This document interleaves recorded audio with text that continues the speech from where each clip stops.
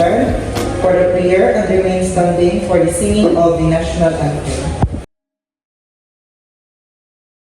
So bow down our head until the presence of the Lord. In the name of the Father, the Son, and the Holy Spirit. Amen. Light, you're the lamp upon my feet.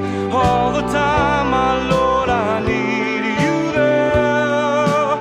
You are my life. I cannot live alone. Let me stay by your guiding love all through my life. You are my light. You're the lamp upon my feet. All the time, my Lord, I need you there. You are my life. I cannot live alone. Let me stay by your guiding. Mga kababayan, ang pambansang awit ng Pilipinas.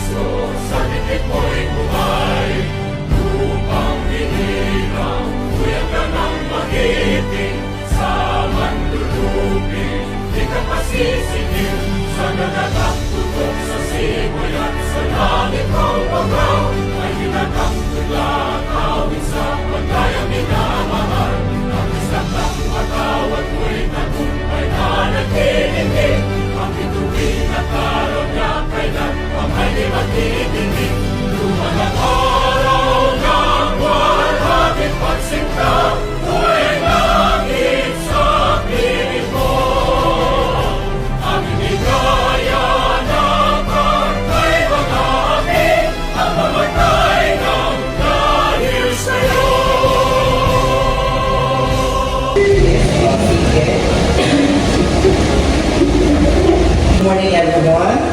Today we will review our recent audits and discuss on how we promote transparency in our government. So remember, our primary duty is to ensure public funds are properly used. Let's hear our audits. I have completed audits of national government agencies. Some misallocations were found. Our function is to make sure funds are used according to law. So on the local level, so there are several municipalities that are not fully compliant with the accounting rules. So it is our duty to monitor and guide them. Sure. Some are organizations, but the other ministries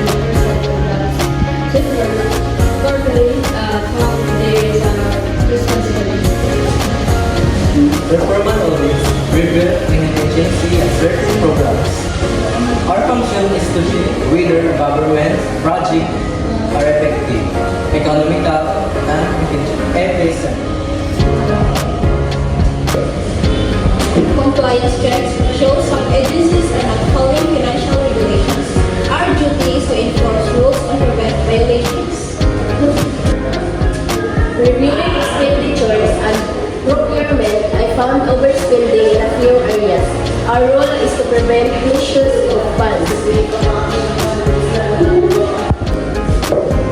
Risk assessments highlights potential fraud. We most recommended presented measures to utilize public resources. Monitoring fund utilization shows gaps in transparency, so it is our function to ensure all public money is properly used and accounted for. I'm preparing the reports for Congress and Assembly. This duty helps policymakers make informed decisions.